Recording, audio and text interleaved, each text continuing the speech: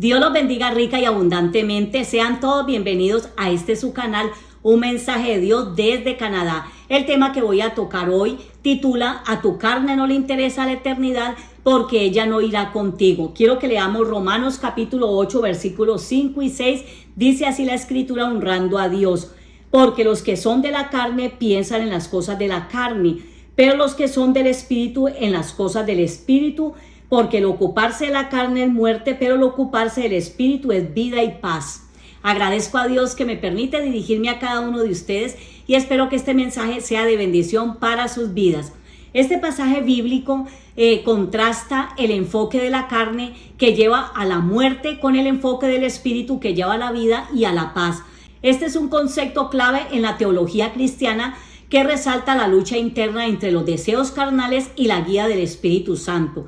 La carne en la Biblia a menudo se refiere a la naturaleza humana pecaminosa. En términos generales se refiere a la inclinación innata de los seres humanos hacia comportamientos y pensamientos que son considerados moralmente incorrectos o dañinos. Este concepto varía según el contexto cultural y religioso, por supuesto, pero podemos entender que debido a nuestra naturaleza humana caída, todos somos propensos a cometer errores, desobedecer las normas morales y actuar de manera egoísta. En el cristianismo, por ejemplo, la naturaleza pecaminosa la asociamos con el pecado original que se deriva de la desobediencia de Adán y Eva en el jardín del Edén. Creemos por las escrituras que este pecado original ha sido heredado por toda la humanidad, llevando al ser humano a una inclinación natural hacia el pecado. En otras palabras, la naturaleza humana pecaminosa representa la lucha interna que la persona enfrenta entre sus deseos y pasiones y la necesidad de seguir normas éticas y morales, las cuales podemos encontrar en este libro llamado Biblia. Por eso es tan importante escudriñar las escrituras. Bien lo dijo nuestro Señor Jesucristo en Juan capítulo 5 versículo 39. Él dijo: escudriñad las escrituras porque a vosotros os parece que en ellas tenéis la vida eterna y ellas son las que dan testimonio de mí. A esta carne, a esta, la suya y a la mía, la podemos domar y sujetar a Dios oyendo y poniendo por obra la palabra de Dios. Cristo hizo su parte en la cruz, pero a cada uno de nosotros también nos toca poner de nuestra parte para santificarla y estar listos para entrar el día que nos toque irnos de este mundo a la vida eterna, la patria celestial, donde hay dos caminos para escoger: el camino al cielo o el camino al infierno. Usted y yo tenemos el libre albedrío de elegir en cuál camino deseamos ubicar nuestra alma. Esa alma va a estar ubicada por la eternidad. Santo el Señor, hay que elegir muy bien porque es por la eternidad. El apóstol Pablo dijo en la carta a los Romanos capítulo 7 versículos 18 al 20, y él dijo así: y yo sé que en mí, esto es, en mi carne, no mora el bien, porque el querer el bien está en mí, pero no el hacerlo. Porque no hago el bien que quiero, sino el mal que no quiero, eso hago. Y si hago lo que no quiero, ya no lo hago yo, sino el pecado que mora en mí. Tremendo esta expresión y realidad que dijo el apóstol Pablo. ¿Todo por qué? Porque nuestra naturaleza es pecaminosa desde la caída de Adán y Eva, razón por la cual todos necesitamos ser perdonados y libres de esta naturaleza pecadora. Y el único que nos puede perdonar todos nuestros pecados es Jesús, el Hijo de Dios, que vino a morir en la cruz para salvarte a ti, para salvarme a mí, para salvar a la humanidad y darnos vida eterna. Si continuamos, por ejemplo, leyendo la carta a los Romanos capítulo 8, allí donde estamos, y leemos el versículo 7 y 8, se nos dice: por cuanto los designios de la carne son enemistad contra Dios, porque no se sujetan a la ley de Dios, ni tampoco pueden. Amén. Y los que viven según la carne no pueden agradar a Dios. Esto implica que la carne está en conflicto constante con las cosas de Dios, incluyendo la eternidad.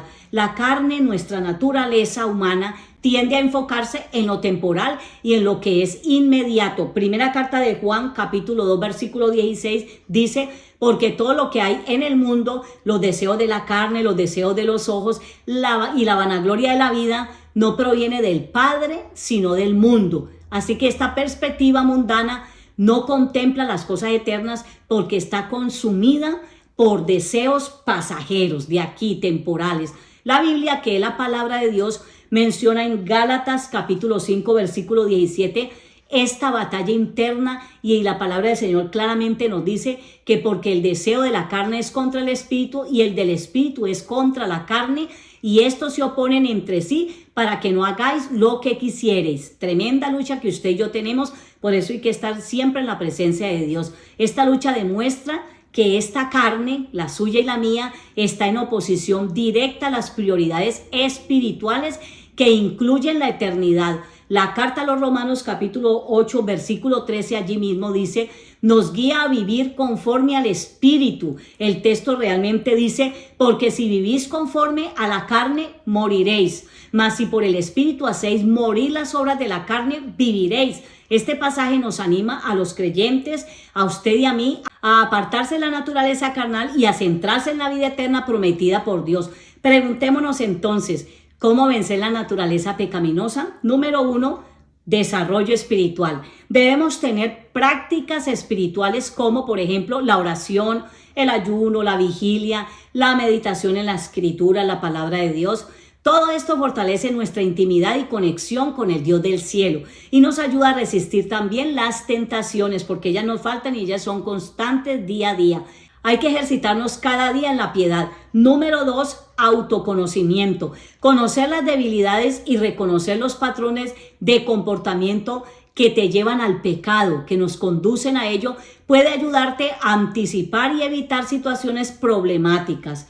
Número 3, disciplina personal. Desarrollar hábitos positivos y mantener la autodisciplina puede ayudarte a resistir las tentaciones, establecer metas claras y trabajar constantemente para alcanzarlas. Es fundamental, es algo muy especial para que lo practiques, para que lo practiquemos todo el tiempo que sea necesario y para que Dios nos ayude y nos respalde. Número 4, apoyo comunitario. Rodéate de personas que comparten tus valores, tus objetivos.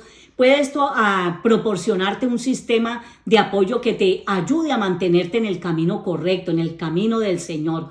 Participar en grupos comunitarios y asistir a la iglesia suele ser muy beneficioso porque nos ayuda a fortalecer nuestra vida espiritual. Número 5, reflexión y arrepentimiento. Reflexionar sobre nuestras acciones y buscar el arrepentimiento sincero cuando cometemos faltas, cuando cometemos errores, cuando fallamos, es esencial para crecer y mejorar. Esto también puede incluir pedir perdón y enmendar nuestras acciones. Número 6, tenemos educación continua. Aprender sobre ética, moral y los principios de la fe proporciona una base sólida para tomar decisiones correctas. Y por último, en el número 7 tenemos fomentar virtudes, trabajar en el desarrollo de virtudes como la paciencia, la compasión y el autocontrol pueden contrarrestar los impulsos negativos. Recuerda que el proceso de vencer la naturaleza pecaminosa es un camino personal y continuo. No hay una solución única, pero con perseverancia y apoyo es posible avanzar hacia una vida más plena y moralmente recta que agrade a Dios. Vencer la naturaleza pecaminosa trae beneficios tanto en términos espirituales como en nuestra vida diaria. Por ejemplo, nos trae paz interior. Al dejar atrás esas conductas y pensamientos negativos, se alcanza una mayor tranquilidad y armonía consigo mismo y con los demás. También nos trae mejores relaciones, ya que al evitar comportamientos destructivos, fortalece las relaciones interpersonales, fomentando el amor, la confianza y el respeto mutuo. También nos trae crecimiento personal.